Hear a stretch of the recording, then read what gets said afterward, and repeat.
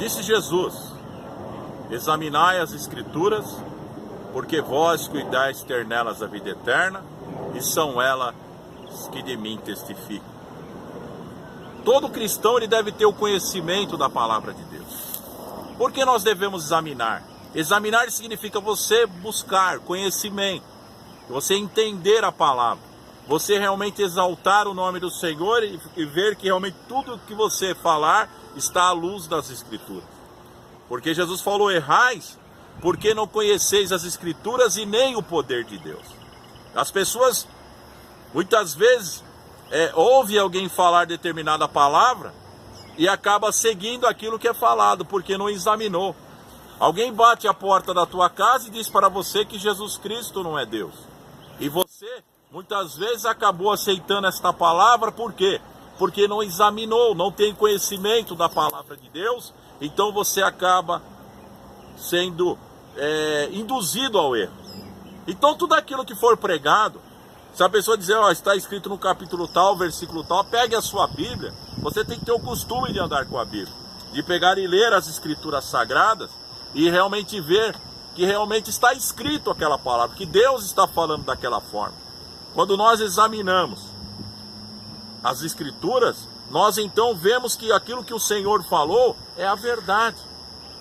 A Bíblia diz que todo joelho se dobrará e toda língua confessará que Jesus Cristo é o Senhor, para a glória de Deus. Diante de quem você vai se prostrar? Diante de um anjo? Não, diante do Senhor. Se você vai se prostrar diante do Senhor Jesus Cristo, isso é a prova de que Ele é Deus.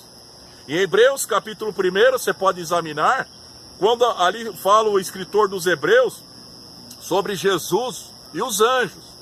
E a Bíblia diz que, deste capítulo, que jamais Deus disse a um anjo: assenta-te à minha destra, até que ponha os teus inimigos sob o escabelo dos seus pés. Então, ao qual o Senhor falou sobre Jesus, ou sobre o Filho, né? Falou assim: ó Deus, o teu trono é o trono eterno. Então, o próprio Pai chama o Filho de Deus, porque Jesus é Deus, Ele é o Senhor. Porque Ele veio a essa terra como forma de um homem, nasceu como nós nascemos, mas Ele veio como Cordeiro de Deus, para nos perdoar, para a purificação dos nossos pecados.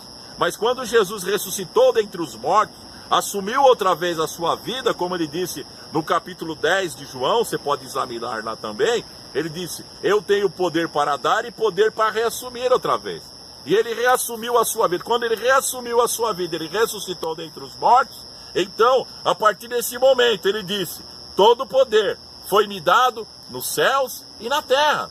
Todo poder está sobre o Senhor Jesus. E a Bíblia diz que Ele subiu aos céus, levou o cativo o cativeiro e deu dons aos homens. E se assentou à destra do Pai e intercede por nós. Então, quem se assenta no trono? Quando você estiver diante de Deus, quando a igreja estivermos diante de Deus, nós vamos fazer esse seguinte louvor: ao que estás assentado no trono e ao Cordeiro, seja o louvor, a honra e a glória pelos séculos dos séculos, amém. Então se será o louvor, será a nossa gratidão, glorificando o santo nome do Senhor Jesus, porque Ele é o nosso Deus, Ele nos deu a vida eterna, Ele nos trouxe esta salvação tão poderosa para que nós pudéssemos hoje glorificar o seu santo nome. E crendo que realmente nós temos que examinar as Escrituras.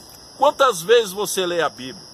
Às vezes tem pessoas que pensam que ler a Bíblia é apenas ler um salmo. Você lê a Bíblia? Já perguntaram para mim: pastor, você lê a Bíblia? Eu falei: eu não leio a Bíblia, eu examino a Bíblia. Você tem que estudar a Bíblia. Porque você lê, a pessoa às vezes abre lá um versículo na palavra de Deus, pega uns salmos, por exemplo, os mais famosos, né? O Salmo 23, por exemplo: o Senhor é meu pastor e nada me faltará. Que salmo maravilhoso! Ou aquele que habita no esconderijo do Altíssimo, a sombra do Onipotente descansará, o Salmo 91. Né? Ou o Salmo 40, esperei com paciência no Senhor, Ele ouviu o meu clamor. Ou o Salmo 70, apressa-te, ó Deus, em me ajudar. As pessoas pegam os textos mais famosos e só ficam ali naquele texto, mas não examina as Escrituras. A Bíblia é texto e contexto. Você tem que ler completamente a palavra de Deus, tem que estudar a palavra de Deus, porque nós vivemos tempos trabalhosos. Hoje, nós vemos que foi lançada uma Bíblia chama Graça sobre Graça. Sabe que Bíblia que é essa? Toma cuidado, que é a Bíblia dos homossexuais. Que eles tiraram tudo aquilo que a Bíblia fala contra a pessoa para ter essa prática, né? Porque a Bíblia condena, porque Deus fez homem e mulher, macho e fêmea. Deus não fez o terceiro sexo. Mas eles criaram uma Bíblia que, para tiraram tudo, mudaram a Bíblia. Então, cuidado, que no livro de Apocalipse está dizendo que está sujeito às pragas que estão escritas nesse livro, se alguém acrescentar ou mudar a palavra. Então, existe essa, como o Testemunho de Jeová criaram uma Bíblia também alternativa, que eles desfazem da pessoa bendita de Jesus Cristo como Deus, e estes agora, os homossexuais, criaram a Bíblia Graça sobre Graça, querendo realmente tirar tudo aquilo que impede a sua prática do pecado do homossexualismo.